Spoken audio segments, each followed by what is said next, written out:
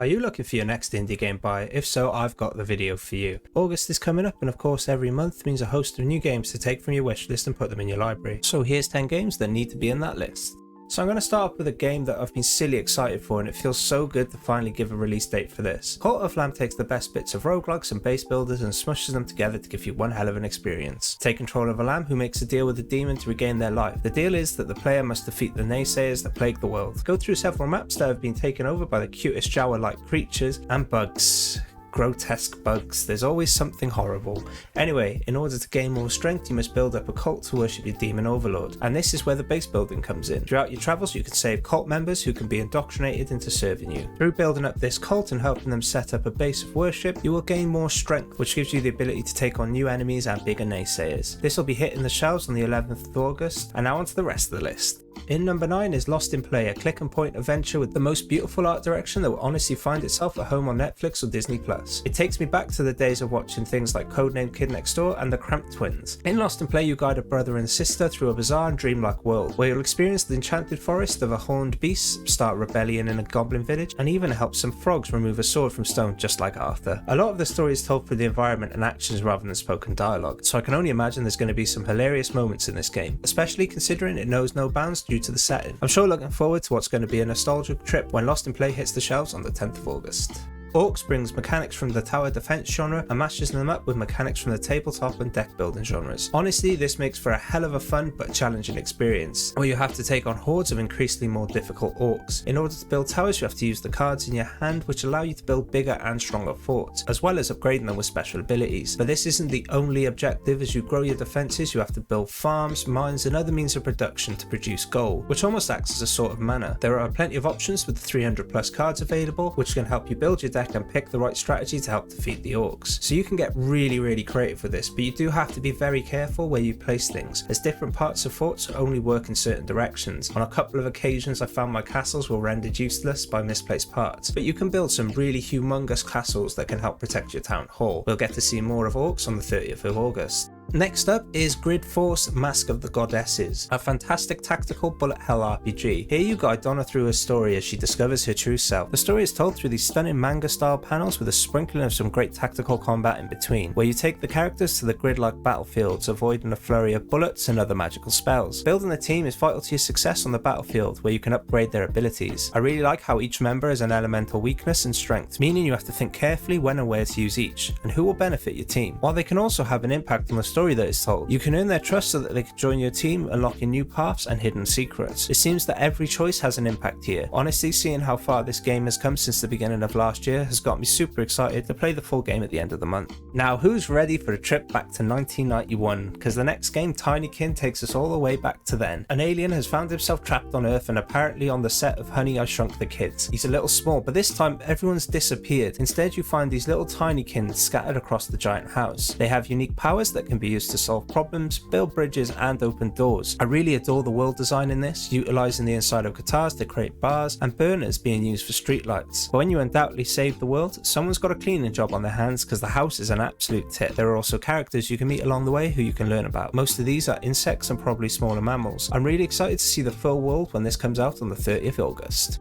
Next up we got a multiplayer game. Turbo Golf Racing allows up to 8 players to take each other on in an arcade style racing game. Take on your very own modded cars which could arguably be entered into Robot Wars. There's all sorts of shapes and sizes going on in this game, and of course you can fully upgrade and customise your car with aesthetics and power upgrades. The power cores are a really nice little addition, meaning you can hit the ball further, get a little extra boost among some other upgrades. You can truly make the car suit your playstyle to better your friends. The game also takes after Mario Kart type games, where every course has a variety of different shortcuts, hidden paths and rough patches to speed you up or slow you down. Just remember to keep pushing that ball forward. We'll be seeing an early access version of this game coming on the 4th of August. Now a bit of a darker turn to what has been a pretty bright and colourful list so far. In number 7 we have Thymesia, a Souls-like adventure that sees a world ravaged with plague as the use of potions and apothecaries are halted due to those pesky prophets taking more precedent than the helping of people, leading to a bunch of terrifying plague monsters roaming the street. In order to save the world you must take up your plague mask and choose your weapon to hunt down the memories of Corvus. Of course, would it be a Souls-like without some hack and slash action, with some rolls chucked in for measure, because it's got that, as well as the neat little trick of turning into a raven who can throw daggers at the plague monsters. We'll get to set out on our adventure and find out what it's like on the 18th of August.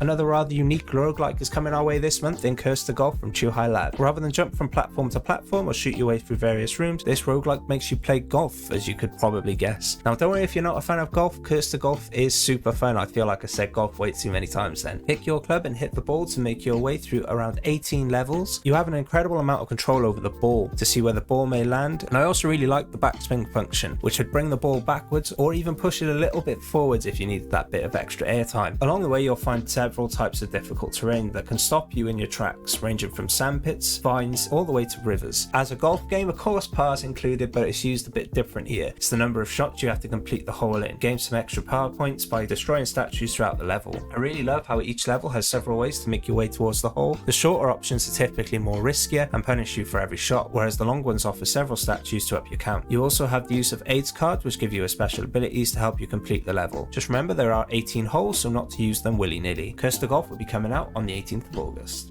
And coming in at number 2 is Hard West 2, one of the few surprises I discovered at WASD, and I'm silly excited to see this come our way. A turn-based RPG that sees you control a posse of gang members in the Wild Wild West. But there is a twist. The undead and necromancy have found its way to the desolate lands of America. The turn-based combat is incredibly engaging, making you think about every move very carefully and with a range of abilities to use. There is a way out of every single situation. Bounce bullets from objects, teleport yourself in a person's place, and the list goes on. Another neat little mechanic is the bravado. After killing an enemy in a turn, you earn another set of action points, which can be strung together to take down whole sways of enemies in just one turn. Throughout your adventure, you can meet new members of your posse and uncover mysterious playing cards. These will add stat upgrades, new weapons, and even a bottle of whiskey if you really fancy it. Outside of combat, you are taken to the overworld, where you can make decisions on how to interact with different towns and buildings, even helping strengthen or destroying the relationships within your posse. This does mean though that you can gain or even miss out on new skills, so be careful as there are some really hindering consequences. We'll be getting Hard West 2 in early access on the 4th of August.